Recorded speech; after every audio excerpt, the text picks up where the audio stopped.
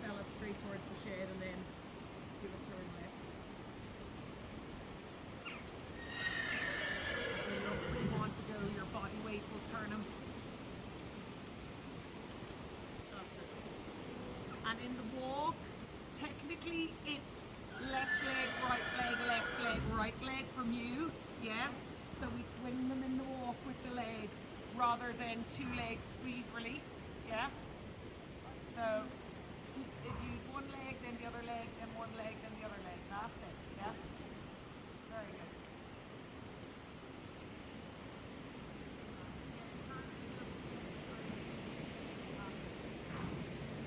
And when you're right handed as well, I would always, don't let them go off into field. Make them always look straight ahead and never like them left or right.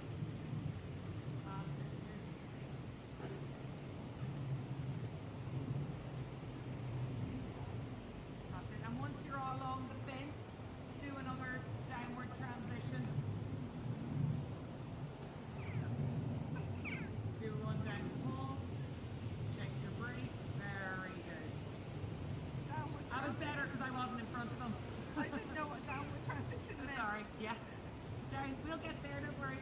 We'll get understanding the lingo. That's it, very good. Oh, Jimmer. He's watching the birds. Turn a bit out of the corner. Yeah, turn. That's it, yeah. Good boy. And that's his spook. That's his, yeah, that's as quick as it'll get with him. Very good. Super. And then walk on again.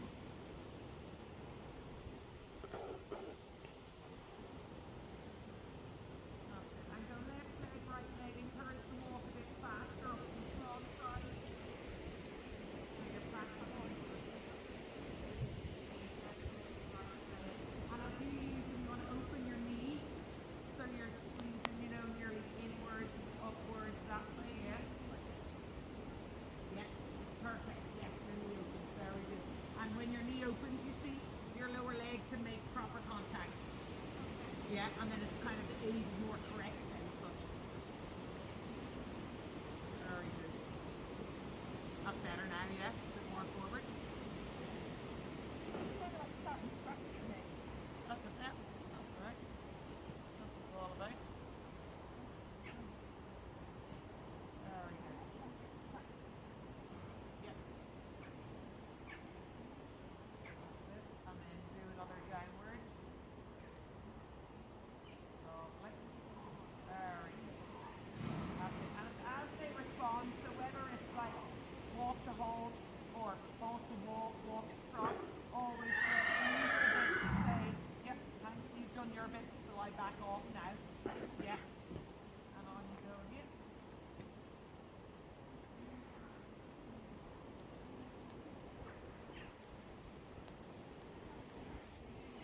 I know, yeah, the knees open. See, when I learned to ride, knees in. Yeah. You have to ride with your knees jammed against the saddle, and then thanks to that thing, like 5 years later, I could relearn.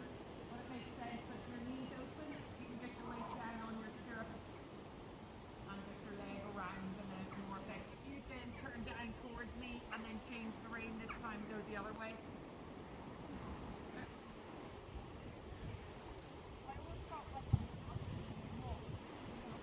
Yeah, so the other thing what you should do, if you look down at his head and neck, I would say, you know, obviously the finished picture is that you're looking up and you're looking around and looking ahead, but when you're riding at home, things are different, you know, sometimes even your warm-up and stuff like that. But I would say look down at your hands, and what you want to do is follow the movement of the head and neck with your elbows. Okay. Yeah, so walk and canter, they do that with the neck. And so you should follow that movement. Yeah. So obviously in the walk it's slight, and in the canter it's more exaggerated. So do this whole riding school teaching of sit still, don't move your hands. It's not well, you're not, you know, it's not technically correct. You need to move the elbows, walk and canter, and then trot's the only time where they can sit still, and that keeps the roundness. So if you practice that now, as you're nice and soft through your elbows, but just exaggerate it a bit now as you walk, and feel like you're going with them. And it takes a little bit of time, and you definitely have to look down. There's no way anyone can learn that without kind of seeing the neck bob and then following it. So it's kind of a slower version of what the jockeys do to finish a race. You know that scrubbing they do? Yeah. That's it, yeah. So you want to do that better, good. And turn before the post. Yeah.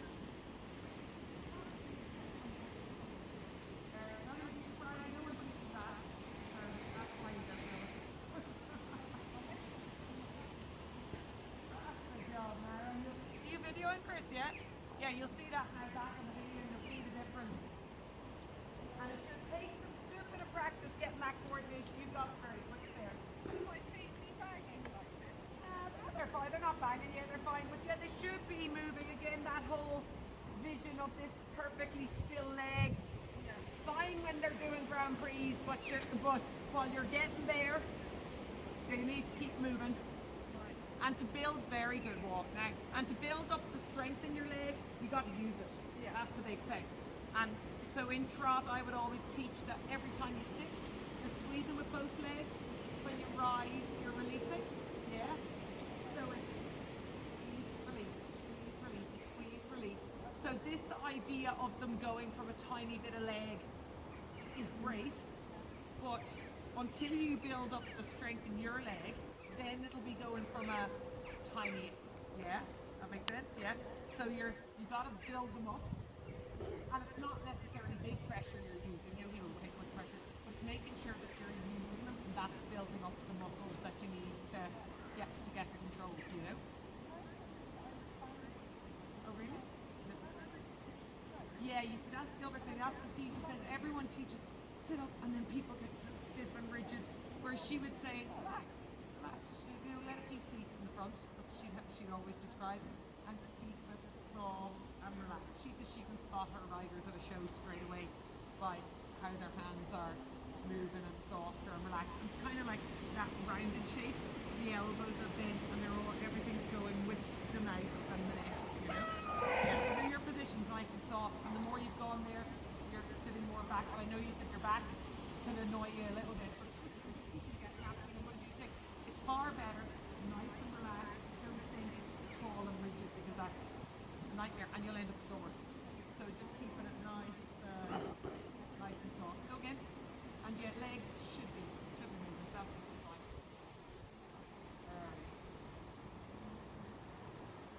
A little bit of weight down your way. You want to feel them out, but then you're going to look down and get the elbows so that you're more forward.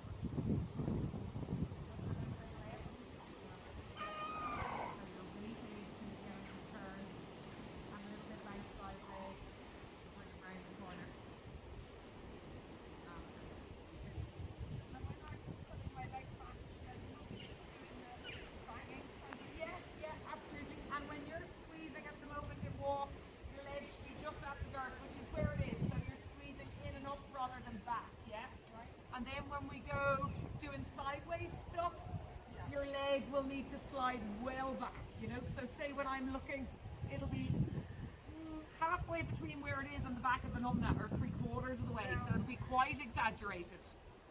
So even if you just go in a straight line from there, yeah, and then just halt.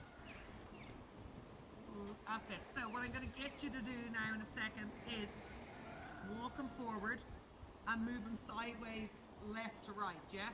So you'll walk towards the fence. You'll walk from the line. You'll get a little bit this way. Yeah. This leg back to the numbnut. Yeah. And then push and release. Push and release. Yeah. And if it starts to go a bit sideways and not enough front, then this leg kicks in. Yeah. Okay. So try it. So just walk on. Let him look a little bit this way. Left leg back. Yeah, and push across. There you go. And again, open the right rein, open the rein to the fence. There, and push. Push again. Good, that's it. And then straight and turn your corner.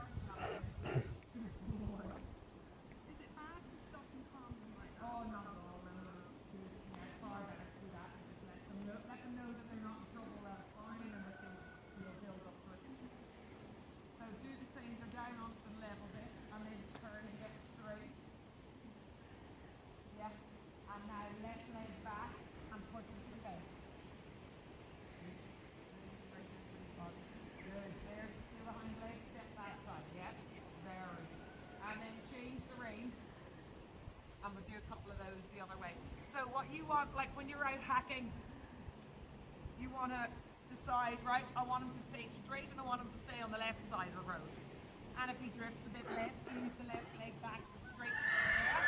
And if he drifts the other way, you use the leg back to straighten it. And then you might decide, there's no cars, I'm going to go sideways from the left to the middle of the road. Right. Yeah? Or go from the middle of the road back to the other side. You just play about with all of that, you know?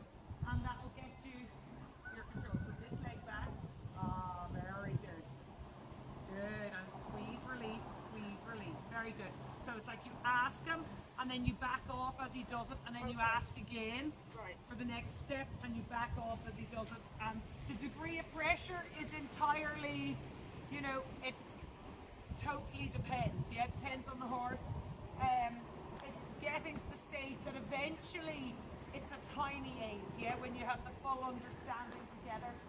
Try it again. There, go straight. This leg back. Good. Yeah, very good. And straight. Up. And that's the way he is weaker. Definitely your leg, your right leg is stronger. Good. Right. But what you need to make sure is when you're riding a straight ride, that he's not sneaking a bit of the leg that you're not asking for. And it's just being aware of those things. And that's what I would always say. Pick a line, do turns, and ride and go straight. And squares are way better than circles. Circles are a nightmare because they're so hard to make yourself go back. You've got four cones down. And you know you're riding a curve around each one of them. They're bloody hard. Whereas if you're in a straight line, you know, oh, I was aiming to that fence post, I'm at that one.